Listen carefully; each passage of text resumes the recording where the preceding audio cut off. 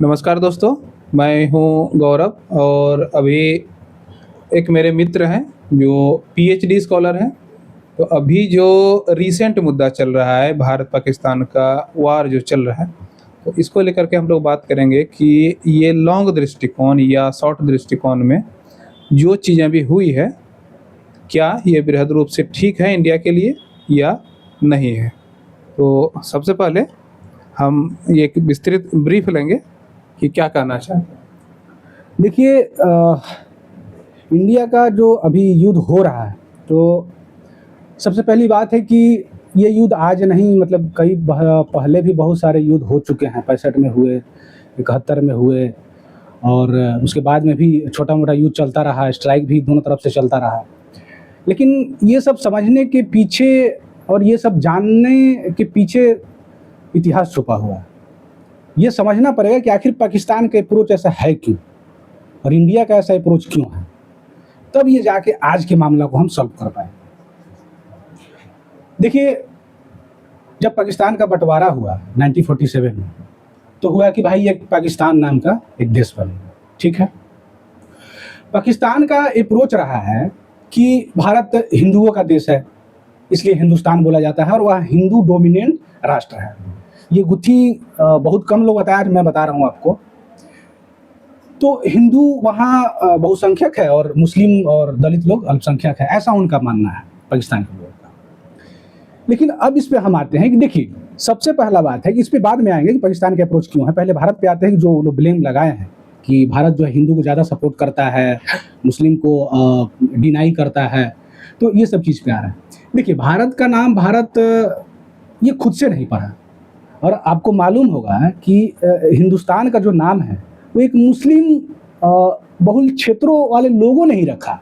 क्योंकि आप इतिहास पढ़ते होंगे, जिनकी भी छोटी सी जानकारी होगी इतिहास के बारे में, तो ईरानी जब भारत में आए तो वो सिंधु नदी के संपर्क में आए। सिंधु नदी को देखे तो सिंधु नदी के तहत वो हिंदू हिंदू कहने लगे।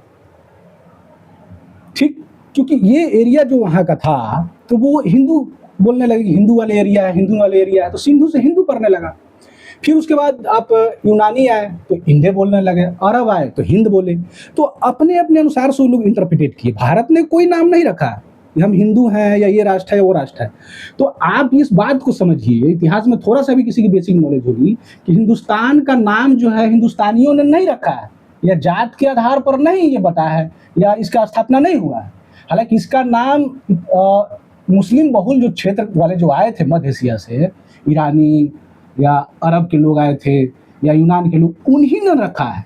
उसके बाद से धीरे धीरे बाद में ये हिंदुस्तान शब्द होने लगा और हिंदुस्तान नाम पड़ गया। तो यही सब है। उसके बाद अब आते हैं अब पाकिस्तान पे। देखिए, अब पाकिस्तान का बंटवारा तो आप सब जानते हैं 1947 में हुआ। तो एक सिंपल सी बात है कि पाकिस्तान का बंटवारा जो हुआ है वो सांप्रदायिक आधार पे हुआ है। सांप्रदायिक आधार का मतलब है कि एक मुस्लिम बहुल कंट्री, वो लोग एग्री हुआ कि भाई हम मुस्लिम बहुल कंट्री एक अपना देश बनाएंगे। तो पाकिस्तान का जब बंटवारा हुआ तो वो धार्मिक आधार पे ही हुआ है, ना कि कोई उनका नाम रखा है या उनका कोई मतलब एक्सप्लेनेशन है कि नहीं मेरा ये रहा है। तो उनका धार्मिक आधार पे ही बंटवारा हुआ है। अब रही बात कि देखिए, तो ये बात स्पष्ट हो गई कि जब धार्मिक आधार पर बंटवारा हुआ है, तो किसी भी चीज़ का अगर धार्मिक आधार पर बंटवारा हो रहा है, ज़्यादातर अगर वो डोमिनेंस मतलब धार्मिक बंटवारे का रहा है, यूरोपिकल भी रहा है, तो धार्मिक बंटवारे का अगर रहा है तो वो एक सांप्रदायिक वाली भावना आ जाती है। दूसरी बात है कि अब रहा पाकिस्तान जम्मू कश्मीर वाला इशू। तो जम्मू कश्मीर वाला इशू उसी समय से चल रहा है जब बंटवारा हुआ पाकिस्तान का। तो उनका कहना है कि भाई जम्मू कश्मीर मेरा है, इनका कहना है कि मेरा है। बाद में हालांकि पीओके उनके अंडर में चला गया और कुछ जम्मू कश्मीर का पार्ट यहाँ भी है। तो यही इनका अप्रोच रहा है और सांप्रदायिक आधार पर इनका बंटवारा हुआ है और सांप्रदायिक आधार पर इनकी सोच हुई है। और देखिए, मैं एक चीज़ और इसमें आपको बताना चाहूँगा कि जब देश आज़ाद हुआ तो भारत और पाकिस्तान में बहुत ज़्यादा फर्क नहीं था। इकोनॉमिकल फ़र्क या सामरिक फ़र्क या और भी सारे चीज़ें जो आप सामाजिक आर्थिक देखते हैं, जो स्टेटस, वो बहुत ज़्यादा फर्क नहीं था। लेकिन जब 1947 के बाद भारत ने अपने आप को इम्प्रूव किया, चाहे वो आप इकोनॉमिकल कंडीशन में देखिए या सामरिक क्षेत्र में देखिए, या सामाजिक आर्थिक क्षेत्र में देखिए, उन्होंने पश्चिमी के साथ जुड़कर काम करने की एक ललक थी भारत को, वो जुड़ने का काम किया। और वही नतीजा हुआ कि 1991 में जो है आर्थिक जो है रूप से खोल दिया गया मनमोहन सिंह की सरकार में। तो भारत अपना जुड़ना चाहा पश्चिमी कल्चर से, क्योंकि उसको इकोनॉमी डेवलप करना था और सामाजिक सांस्कृतिक कल्चर से उन लोगों के साथ जुड़ना था। तो भारत ने अपना एक स्टैंड क्लियर किया कि भैया हमको एक डेवलपमेंट कंट्री की तरफ जाना है या उनके साथ जाना है। लेकिन पाकिस्तान की एक वहाँ से थ्योरी जो बताया पहले कि सांप्रदायिक आधार पे ही डिस्ट्रीब्यूशन हुआ था उनका, तो उनका यही रहा धर्म धर्म, और विकास उनका पीछे रह गया, धर्म रह गया आगे। तो जहाँ धर्म आगे रहेगा वहाँ तो धार्मिक उन्माद होगा और सांप्रदायिक होगा। और दूसरी बात है, जब भारत 1947 के बाद बहुत सारे चीज को आत्मसात किया और उसको आगे लेके चला, तो ये पाकिस्तान को नहीं बचा, क्योंकि पाकिस्तान कहीं ना कहीं पीछे छूट गया। तो पाकिस्तान को जब ये बात नहीं पची तो वो पाकिस्तान अब सोचा कि भाई इसमें करे क्या, भारत को कैसे डैमेज करे। कश्मीर मेन इशू नहीं है, वो तो एक बहाना है। अगर कश्मीर भी दे दिया जाए पाकिस्तानियों को तो ऐसा नहीं है कि वो मान जाएंगे, नहीं मानेंगे, क्योंकि जो उन लोगों का डीएनए है, जो बंटवारा हुआ है, जो उनकी थिंकिंग है, जो उन लोगों का अप्रोच है, वो शुरू से ही रहा है जब जन्म हुआ है। तो ऐसा नहीं है कि जम्मू कश्मीर ले लेंगे तो शांत हो जाएंगे, फिर बोलेंगे चिकन नेक की तरफ। तो ये इनका चलता रहेगा, मतलब अब्रॉड इन लोगों का आइडिया है। तो पाकिस्तानी रुकने वाले नहीं है। तो यही कारण है कि भारत आगे बढ़ते चला गया और ये पीछे रह गए, और आज भी पीछे रह गए, और आतंकवाद को आज ये फल फूल रहे हैं। आप देखते होंगे वहाँ सारा दुनिया जानता है कि हाफिज सईद कहाँ है ना, लश्कर तैयबा का प्रमुख, जैसे मोहम्मद का प्रमुख मौलाना मसूद अजहर भी आपका बहावलपुर में पड़ा है, वहाँ कैंप लगा के चला रहा है। और आप देखते होंगे कि शहीद अलाउद्दीन भी है, ये सब लोग अपना अपना एरिया बांटे हुए हैं, कौन किसको किस एरिया में अपना आतंकवादी वो चीज करना है। जैसे कि 16 अप्रैल को वहाँ के आर्मी के जो प्रमुख हैं आसिफ मुनीर, जी उनका एक स्टेटमेंट आया कि जिन्ना की जो थ्योरी है, 2 नेशन थ्योरी, यानी कि हिंदू का अलग राष्ट्र और मुस्लिम का अलग राष्ट्र होना चाहिए, उनकी थ्योरी सही, उन पर जोर दिया। जबकि उनके राष्ट्र में भी कुछ हिंदू है, कुछ ईसाई भी हैं, कुछ अलग अलग धर्म के लोग भी हैं। उसके बाद 22 अप्रैल को घटना हो जाता है पहलगांव में। 7 तारीख को 6-7 की रात में भारत सरकार ऑपरेशन सिंदूर करती है, और इस ऑपरेशन सिंदूर का 10 तारीख को आश्चर्यजनक तरीके से सीज फायर हो जाता है। तो इसमें क्या लगता है कि पाकिस्तान के लोगों को या वहाँ की सरकार को एक बूस्ट मिलता है, क्योंकि जैसा प्रदर्शन वो लोग कर रहे हैं, मिठाई बांट रहे हैं, जुलूस निकाल रहे हैं, और वहाँ आपने देखा होगा कि कुछ मौलाना टाइप के लोग AK-47 लेके सड़क पे घूम रहे हैं। तो इसका व्यापक इम्पैक्ट क्या पड़ेगा? जैसा कि आप अंतर्राष्ट्रीय ज्ञान रखते हैं, हिस्ट्री में भी ज्ञान रखते हैं, तो इस पर कुछ बताइए। देखिए, सीज फायर जो हुआ, तो मैं तो कोई मीडिया हूँ नहीं कि ये हो हल्ला करके चला दूंगा, ये हो गया वो हो गया। अभी तो मैं एक चीज़ एक लाइन में क्लियर और स्पष्ट कर रहा हूँ, सीज फायर जो हुआ अभी भी ये मिस्ट्री है। सीज फायर हुआ क्यों? क्योंकि देखिए, ये सीज फायर 2 देशों के बीच हुआ, इंडिया पाकिस्तान के बीच। लेकिन पहला जो ट्वीट आया किसका आया? डोनाल्ड ट्रंप का आया। तो डोनाल्ड ट्रंप ने पहली बात है कि एक दिन तो पहले वो बोल रहे थे, उनका विदेश मंत्री बोल रहा था कि हम बीच में नहीं पड़ने वाले हैं, इन लोगों का आपसी मैटर है तो ये लोग अपना समझेंगे। लेकिन अचानक रहस्यमय तरीके से डोनाल्ड ट्रंप का ट्वीट आया। दूसरी बात कि जब सीज फायर हुआ, इतने बड़े मतलब युद्ध तो हो ही गया था, लेकिन कोई एक्सेप्ट नहीं कर रहा था, रियल में ये युद्ध चल ही रहा था। तो जब सीज फायर हुआ तो पाकिस्तान के प्रधानमंत्री भी कोई ट्वीट नहीं किए, इधर से हमारे प्रधानमंत्री भी कोई ट्वीट नहीं किए कि सीज फायर किया जा रहा है, या विदेश मंत्री का या DGMO का भी कोई ट्वीट नहीं आया। आप देखे होंगे किसी का ट्वीट नहीं आया। लेकिन ट्वीट नवाज शरीफ का आया है, लेकिन बाद में आया है, ट्रंप के बाद आया है। ट्रंप के बाद नवाज शरीफ का ट्वीट आया है, उसके बाद भारत का भी। तो इसमें देखिए, मैं यही कहना चाहूँगा कि अपने अपने एक्सपर्ट जो है वो कई तरीके से एंगल से इसको विश्लेषण कर रहे हैं। विश्लेषण 2-3 एंगल से कर रहे हैं, कर ये रहे हैं कि देखिए, पाकिस्तान अमेरिका जो है वो एशिया में उसको डोमिनेंस चाहिए। इस बात को समझिएगा जो मैं बोल रहा हूँ, एशिया में उसको डोमिनेंस चाहिए, तो उसको पाकिस्तान की भी जरूरी है और भारत की भी जरूरी है। तो उसकी मजबूरी कहिए या फायदा कहिए, अब जो कहिए, तो पाकिस्तान को भी नहीं छोड़ सकता और भारत को भी नहीं छोड़ सकता। दूसरी ये में चीज है, मैं इस पे आऊंगा सीज फायर पे, क्योंकि बैकग्राउंड समझेंगे तभी इस चीज को आप समझ पाएंगे। और चाइना ये चाह रहा है कि कहीं पाकिस्तान जो है, हम अगर इसको साथ नहीं देते हैं, हालांकि साथ तो बाद में दिया जब सीज फायर वाली बात हो गई, ये सब ट्वीट आ गया ट्रम्प का, बाद वो एग्री हुआ कि हम पाकिस्तान के साथ है। पहले उन्होंने या विदेश मंत्रालय ने उनका कोई ट्वीट नहीं किया, ना बोले आधिकारिक रूप से कि हम उनके साथ हैं। तो इन लोगों के बीच जो बात हुई भारत या पाकिस्तान के बीच, ये अभी भी रहस्यमय है। उसके बाद देखिए कि सीज फायर जो हुआ, इसमें पाकिस्तान कह रहा है कि हम जीत गए, भारत कह रहा है कि हम जीत गए। तो वही अमेरिका का इसमें मीडिएशन रहा है। तो अमेरिका ये सोचा, कोई लोग कह रहा है कि न्यूक्लियर जो सर्वोदय वाला जो एरिया था, जो उत्तरी जो है पाकिस्तान का इलाका है, वहाँ पे ब्रह्मोस मार दिया तो वहाँ पे हिल गया, फिर भूकंप आया 4.5 जो है रेंज का भूकंप आया, तो वहाँ पे ये हुआ कि शायद क्रैक हो गया है परमाणु में, एटम में। तो ये बात हुई। दूसरा एंगल से ये कहा जा रहा है कि भारत कहीं ना कहीं अमेरिका के दबाव में आकर इस चीज़ को एक्सेप्ट किया है, ठीक है। दूसरी बात ये हो रहा है कि अमेरिका का अगर हित से देखे तो अमेरिका इसलिए सीज फायर करवाना चाहा ताकि पाकिस्तान कहीं हो सकता है इसमें कुछ ज़्यादा डैमेज ना हो जाए। तो कुछ ज़्यादा डैमेज हो जाएगा, हम उसके साथ खड़ा नहीं रहेंगे तो फिर ये चाइना के पास चला जाएगा। और अमेरिका जो उत्तरी क्षेत्र है गिलगिट बलूचिस्तान वाला, और अब पीओके के ऊपर आप देखते हैं जो पाकिस्तान का छोटा सा जो एरिया है, वहाँ पे आप मध्य एशिया पे भी नज़र रख सकते हैं और चाइना पे भी रख सकते हैं, और पाकिस्तान में है तो वो रख ही सकते हैं। तो उस एरिया पे ऐसा बात चल रहा है गुप्त रूप से कि शायद सैन्य अड्डा या कुछ ऐसा खोलने की बात चली है।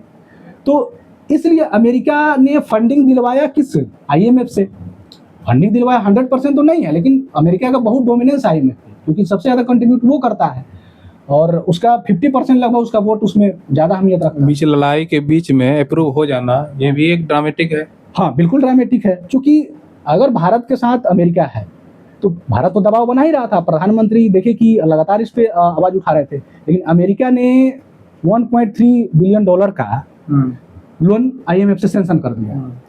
तो भैया ये कैसे हो गया? भारत दबाव डाल ही रहा है, भारत डोमिनेंट कंट्री है ही। आपका इकोनॉमिकल व्यापार, एक चीज़ मैं आपको बता दूं कि व्यापार में जो है चाइना से भारत निगेटिव में रहता है, लेकिन अमेरिका से हमेशा भारत लगभग सरप्लस में ही रहता है व्यापार में। इस बात को आप जानते होंगे। चाइना से इम्पोर्ट ज़्यादा एक्सपोर्ट। हाँ ये चीज़ है। तो ये अमेरिका का रहा कि भाई कहीं मतलब वही है कि चाइना के पास ना चला जाए, मेरा बात ना मतलब ये हो, तो ये सब चीज़ रहा है। और इसमें एक और बात रहा है कि सैन्य अड्डा वाली बात चल रही है, फिर हुआ कि कहीं न्यूक्लियर कहीं कोई डैमेज तो नहीं हुआ। तो न्यूक्लियर अगर डैमेज हुआ तो फिर दोनों देशों को दिक्कत हो जाएगा, और एशिया में फिर इसकी जो मुखियागिरी है अमेरिका की वो शायद नहीं चल पाएगी। चाइना अगर बीच में आ जाएगा कहीं मीडिएशन करने तो वो बॉस हो जाएगा, हम फिर बॉस काहे कर रहे हैं वर्ल्ड का।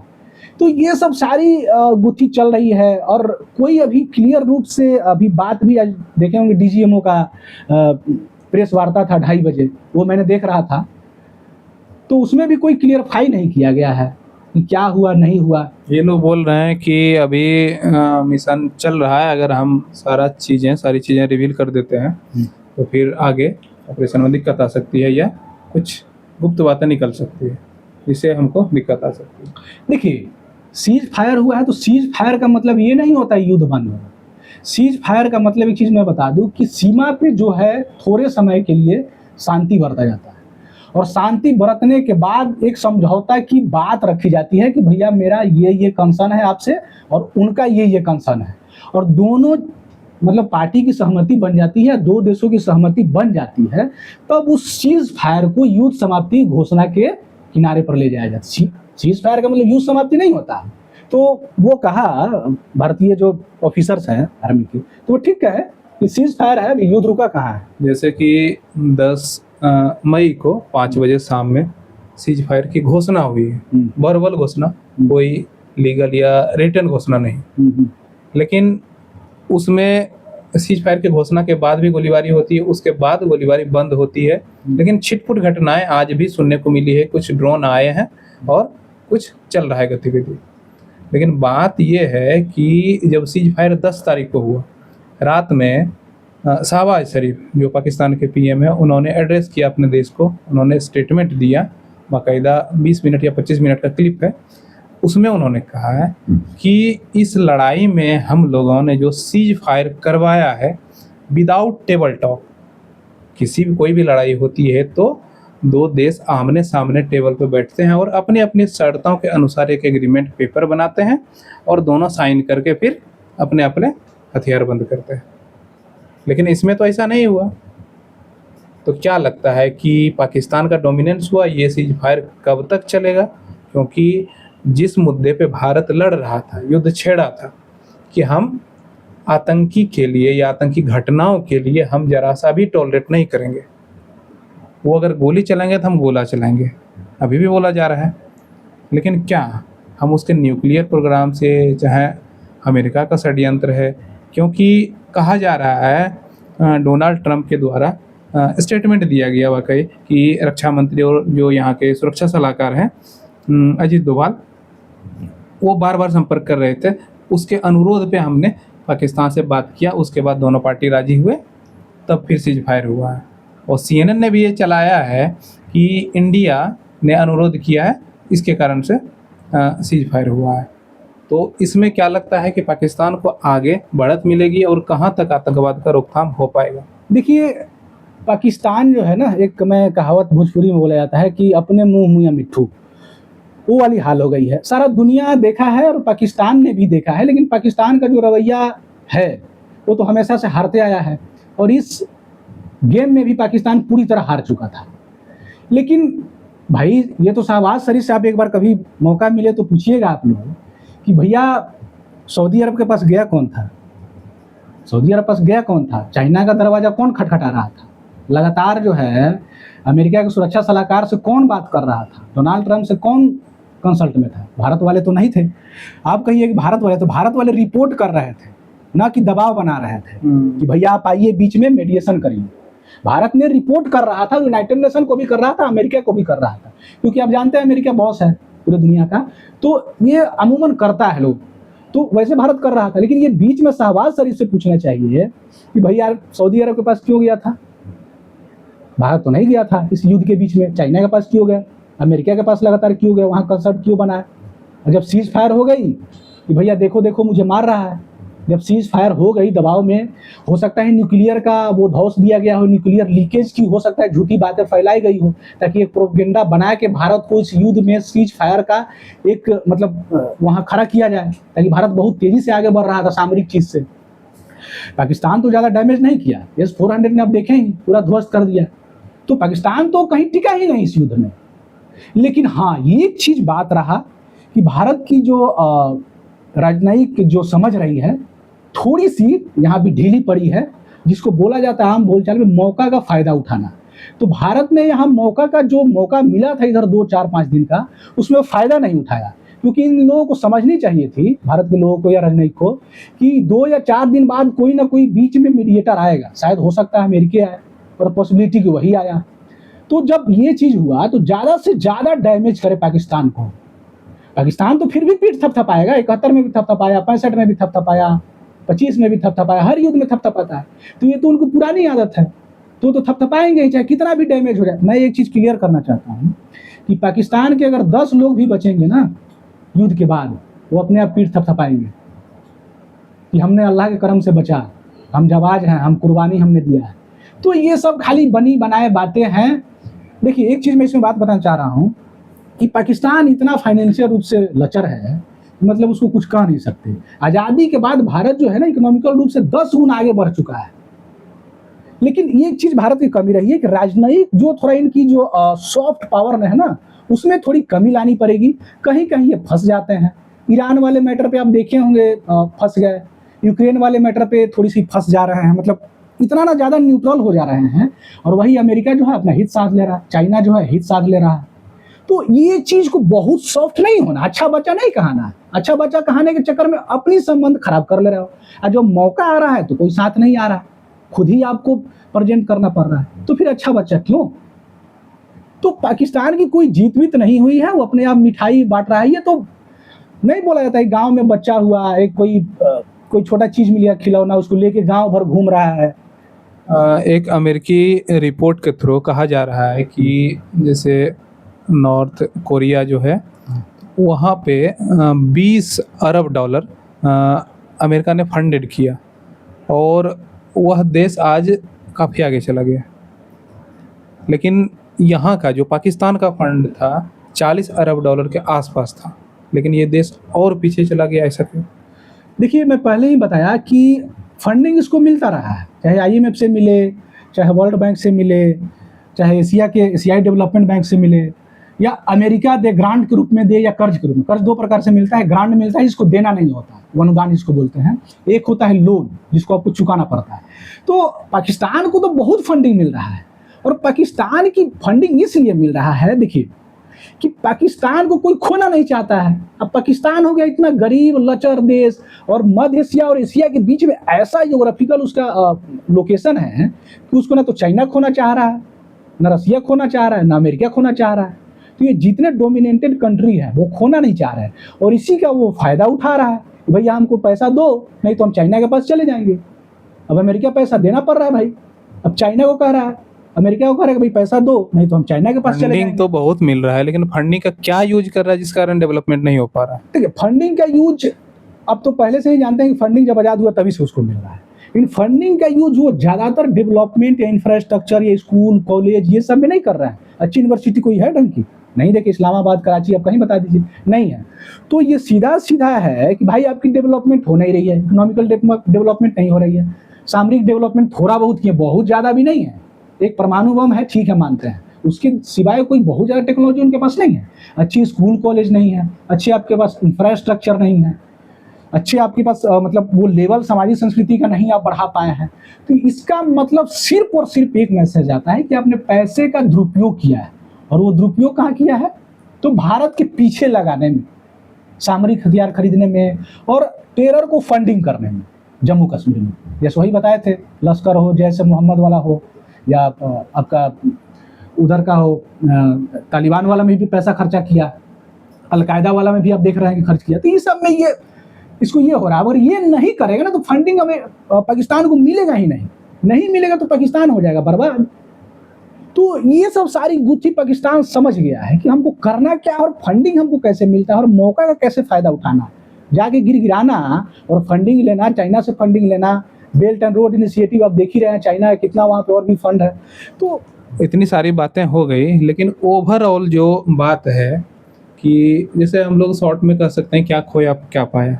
युद्ध हुआ, जिस चीज़ के लिए हम लोगों ने युद्ध किया या भारत सरकार ने युद्ध किया कि आतंकवाद या आतंकी घटनाओं के लिए, अगर वो गोली दागेंगे तो हम गोला दागेंगे, तो क्या ये अचीवमेंट हुआ? क्या मिला भारत को?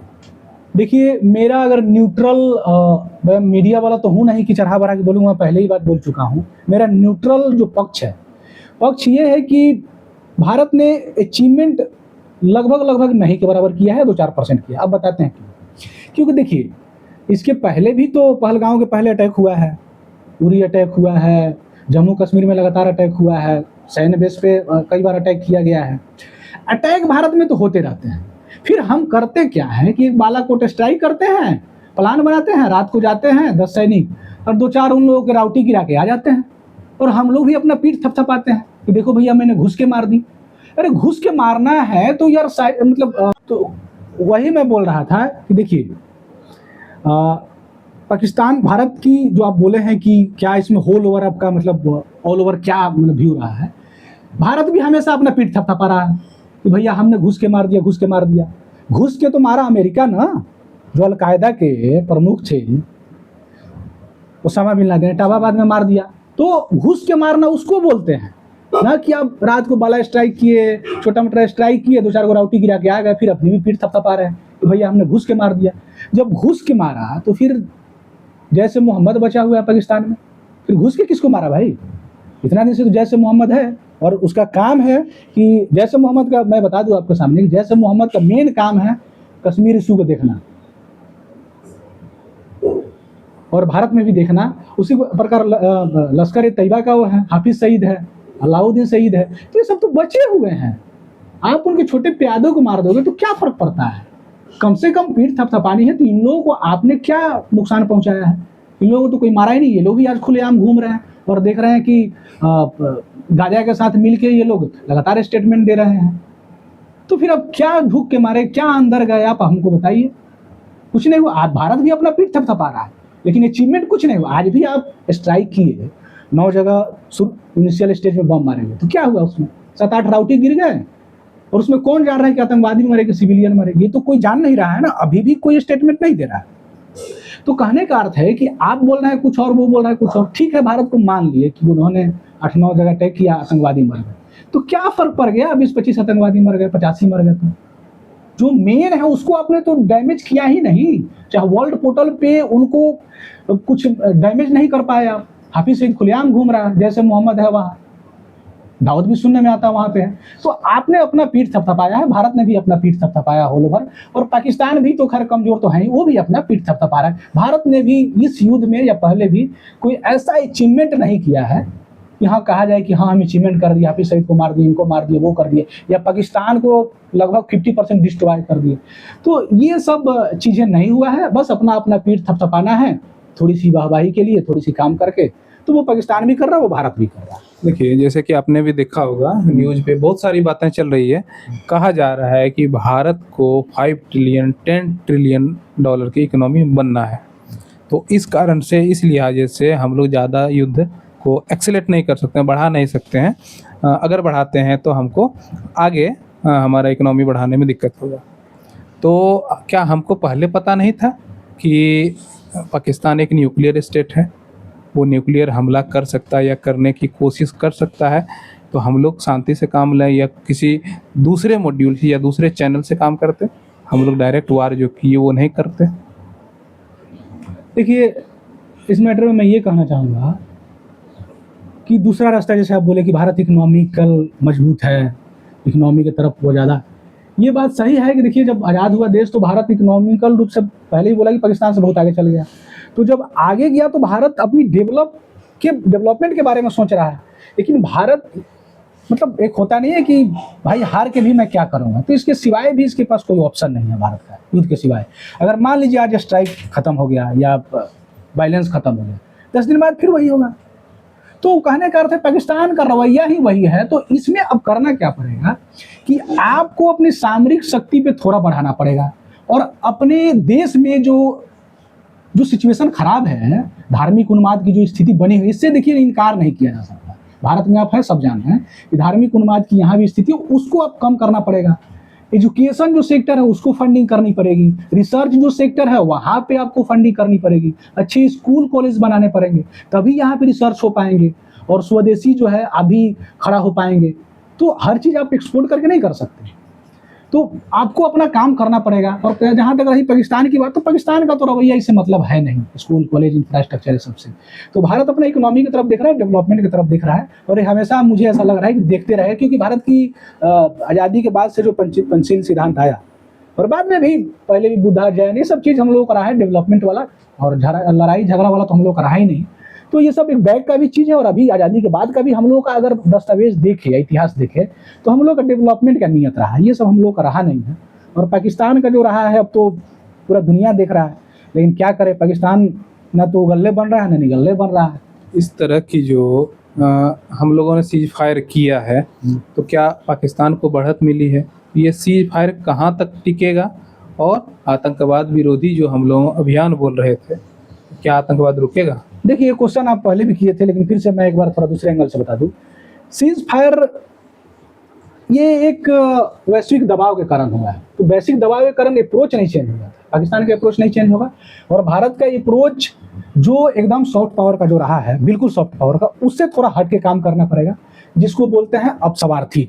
आप हिंदी में एक शब्द होता है अपस्वार्थी, उस टाइप से थोड़ा काम करना पड़ेगा और अपना अपना हित देखना पड़ेगा। रही बात आतंकवाद का, तो मैं पहले ही बताया कि जिसके बारूद के ढेर पे जन्म हुआ हो, जिसकी पैदाइशी ही बारूद के ढेर पे हुई हो, धार्मिक उन्माद पे हुई हो, तो वो वैसे ही रहेगा, उसका तो वही रहेगा। अब यही है कि आप कैसे उसको डेमोरलाइज कर सकते हैं, आर्थिक रूप से, सामरिक रूप से, और इंटरनेशनल ऑर्गेनाइजेशन के तहत, या आप कई देशों के साथ आप नेगोशिएशन करके, तो कई सारे आपको एक रास्ते ऑफ डायमेंशन निकालने पड़ेंगे कि पाकिस्तान को अब डैमेज कैसे किया जा सकता है। सिर्फ और सिर्फ लड़ाई करके नहीं कर सकते, क्योंकि पाकिस्तान की ज़रूरत सबको है, अमेरिका को भी है, रसिया को भी है, चाइना को भी है। तो पाकिस्तान को अगर भारत ये सोच रहा है कि चाइना छोड़ देगा, अमेरिका छोड़ देगा, रसिया छोड़ देगा, सब जान रहा है कि एक टेरर कंट्री है, लेकिन कोई नहीं छोड़ेगा पाकिस्तान।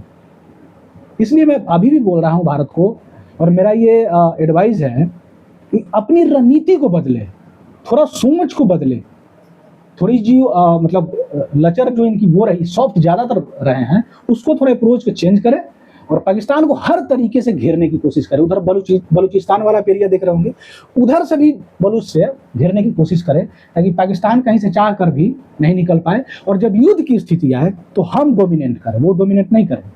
तो ये तभी होगा जब हर तरीके से उनको घेर के लाओगे, तभी ये होगा। और थोड़ी सी सॉफ्ट पावर की स्थिति को कम। बहुत बहुत धन्यवाद। अभी हम लोगों ने इतना देखा, आगे जो भी अपडेट आएंगे तो उसके बारे में हम लोग विचार करेंगे। तो तब तक के लिए धन्यवाद।